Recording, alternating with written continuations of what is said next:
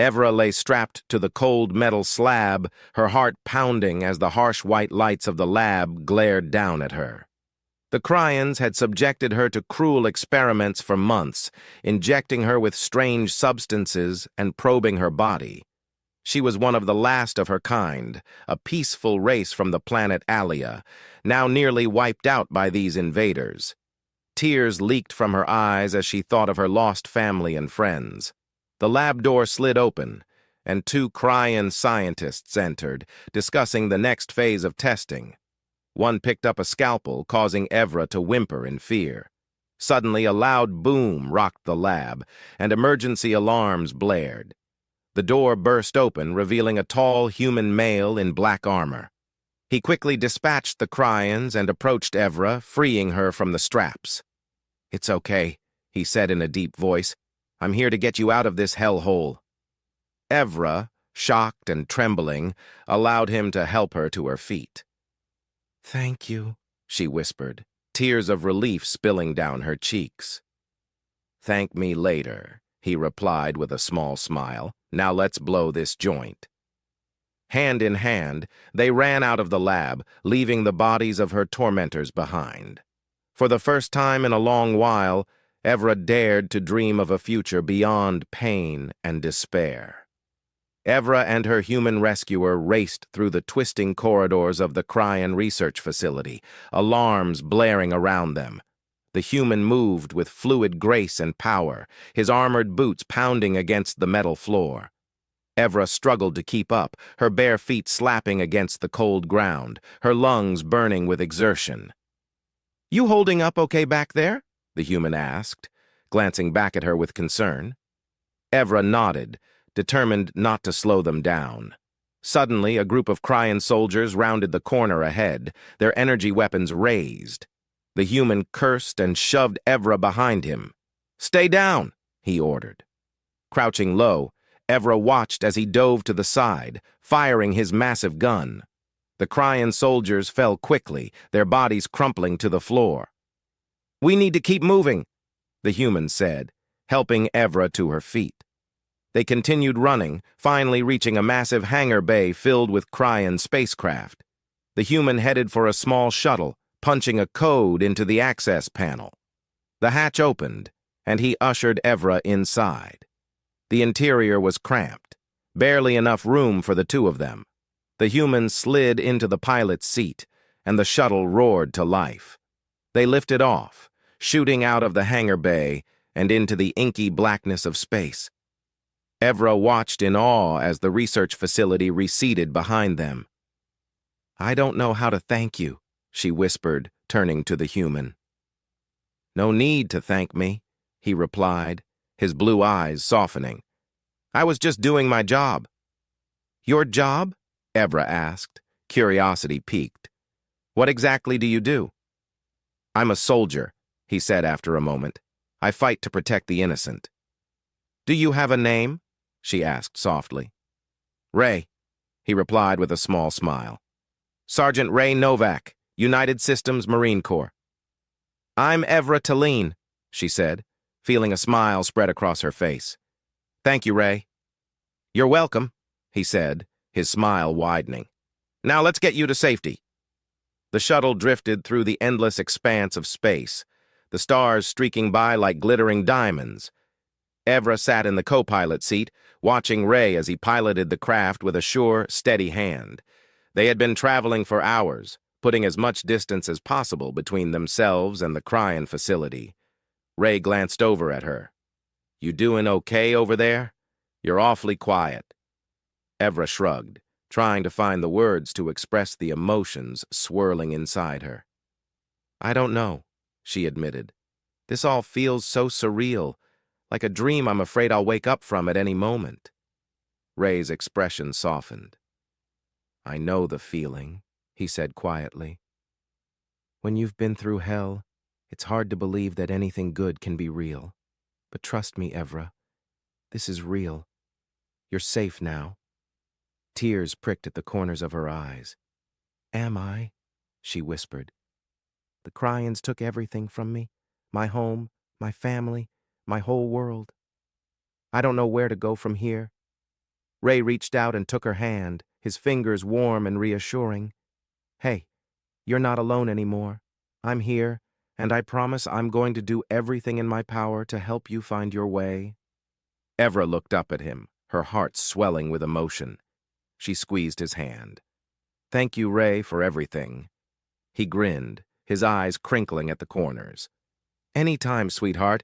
Now, what do you say we find some food? I'm starving. Her stomach rumbled, reminding her that it had been a long time since her last meal. That sounds amazing, she said. Ray rummaged through a storage compartment and came up with 2 ration packs, tossing one to Evra. They ate in companionable silence, the only sound the soft hum of the shuttle's engines. Evra found herself sneaking glances at Ray, admiring his strong jaw and the way his hair fell across his forehead. There was something about him that drew her in, a fierce kindness she had never encountered before. As if sensing her gaze, Ray looked up and met her eyes, a slow smile spreading across his face. See something you like? Evra blushed. I was just thinking about what comes next. Where do we go from here? Ray leaned back in his seat, his expression serious. That depends on you. What do you want, Evra? What are you hoping to find out there among the stars? Evra bit her lip, considering the question. I want to find a new home, she said slowly. A place where I can belong, where I can be more than just a survivor or a victim, where I can be happy. Ray's eyes shone with pride. Then that's exactly what we'll do. We'll find you a new home. And until we do, you've got me.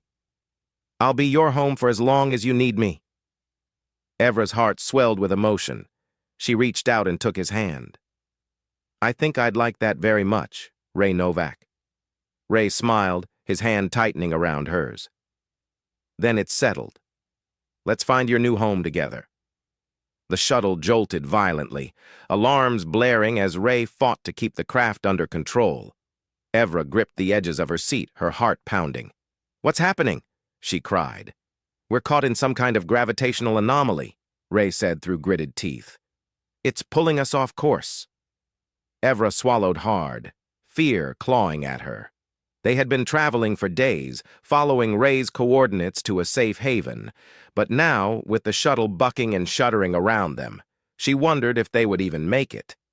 Suddenly, the shuttle gave a sickening lurch, and the engines cut out, plunging them into silence. Evra's stomach dropped as she realized they were drifting, powerless in the vast emptiness of space.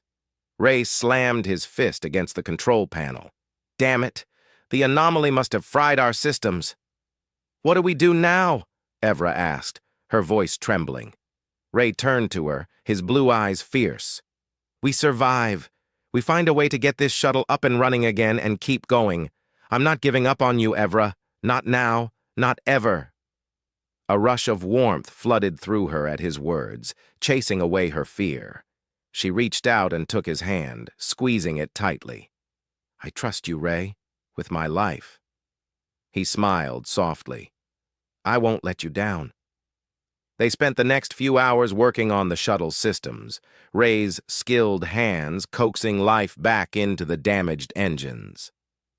Evra did her best to help, handing him tools and following his instructions. As they worked, they talked, sharing stories of their pasts and their hopes for the future. You know, back on Aliyah, we didn't have anything like this, Evra said, gesturing to the shuttle's complex systems. We lived a simple life, close to the land. Ray looked up, curiosity in his eyes. What was it like? It was beautiful, she said softly. The trees were so tall they seemed to touch the sky, and the streams were so clear you could drink straight from them. We lived in harmony with nature, taking only what we needed. Ray nodded, a look of longing crossing his face. Sounds peaceful. Not like where I come from. What was your world like? Evra asked. Different, he said, his shoulders tensing. All towering cities and technology. It had its beauty, but it felt cold, impersonal. Evra laid a hand on his arm. Is that why you became a Marine? To find a place to belong? Ray met her gaze, his eyes haunted. Partly. But mostly I wanted to make a difference, to protect the innocent. I've seen so much darkness out there, Evra. I wanted to be a light in all that darkness. You are, Evra said fiercely. You saved me. You risked everything to give me a chance at a new life. Ray's face softened. I'd do it again in a heartbeat. Evra's heart stuttered in her chest. Ray, she whispered, her voice trembling. I don't know what to say. You don't have to say anything, he murmured, his hand cupping her cheek. Just know that I'll always be here for you. Tears pricked at her eyes. I think I'm going to need you for a very long time. Then it's a good thing we've got all the time in the world, he said softly. As they sat there, lost in each other's eyes, the shuttle hummed back to life. Evra let out a whoop of joy, and Ray grinned, his face streaked with sweat and grime. They set course for the coordinates once more, the stars streaking by outside the view screen. Hours turned into days, and Evra found herself growing more comfortable with Ray. Their camaraderie blossomed into something deeper, a crackling electric connection. One night, as they sat in the shuttle's small galley sharing a meal, Ray reached out and brushed a strand of hair from her face. His fingers lingered on her cheek, and Evra's heart raced. Evra, he murmured, his voice low and intense. Subscribe to watch more amazing sci-fi stories.